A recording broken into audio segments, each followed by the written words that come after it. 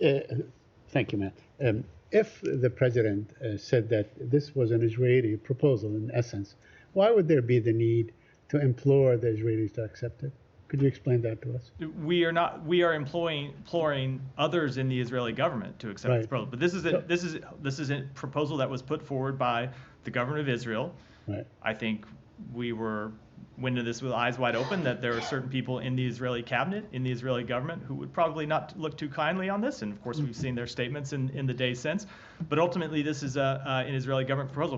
But Saeed, to the point, it's a proposal the government of Israel made, and we expected that there would be intense debate about it in Israel. There has been. You saw demonstrators out on Saturday night urging that the proposal move forward. And of course, you saw several members of the cabinet urging its rejection. And so what the president's message was is that Israel should reject those voices at the ends of the spectrum who have said, don't take a deal to bring the hostages home. Don't take a deal to advance Israel's long-term security interests. So knowing that there is the war cabinet and then there's a larger cabinet and so on, where there is a great deal of veto power among certain people in the larger cabinet and so on. So conceivably they could turn it down. What would be your second plan in this case? Because we heard the president, allow me for a minute, we heard the president say this war must come to an end, and using the most authoritative podium on earth, which is the White House, to say this. I mean, there seems to be some sort of commitment that this war has to end.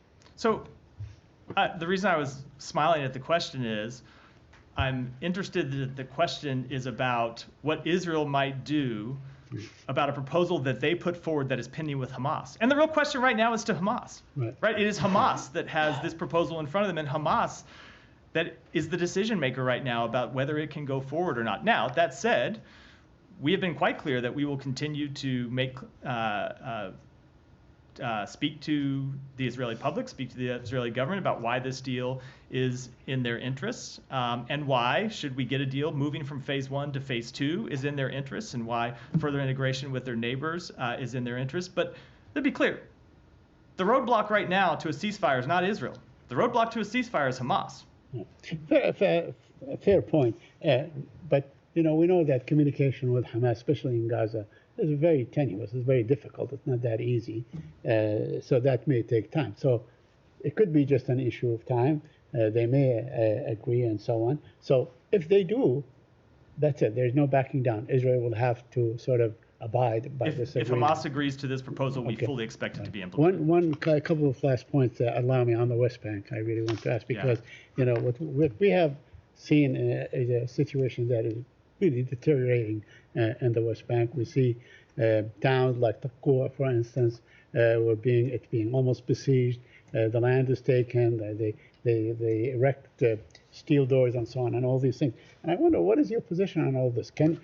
Is this reversible? Is this something that you could sort of pressure the Israelis to sort of pull back from? So the violence that we have seen in the West Bank is unacceptable. It must stop. Civilians are never legitimate targets of violence. They must be protected. We urge Israel to do everything in its power to prevent these attacks in the first place, and when they're not prevented, to hold those responsible accountable. We urge them to work with the Palestinian Authority to that end.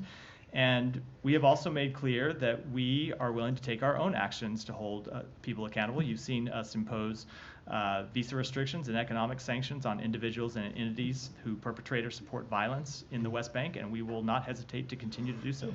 And finally, Samantha Power, the Samantha Power said that Israel is the chief impediment to Gaza aid. How do you assess what she said? So I won't speak to her comments. I'll let my USAID colleagues speak to them. I think if you look at the full substance, she was speaking to the conflict ongoing being the chief impediment to getting aid in, and that is manifestly the case. You can get aid, even when you can get aid to Kerem Shalom, it's often difficult to get it distributed inside Gaza because people are moving to new places and there's ongoing conflict. That's been a challenge throughout that we will continue to work through. But two things in that regard. Number one, so there were just officials from the U.S. government who met in Cairo yesterday with officials from Egypt and from Israel to try work on a solution to reopen Rafah Gate. There were constructive discussions, professional, and we'll continue to pursue them in the coming days because we want to see Rafah open, because that would be another gate to allow humanitarian assistance in.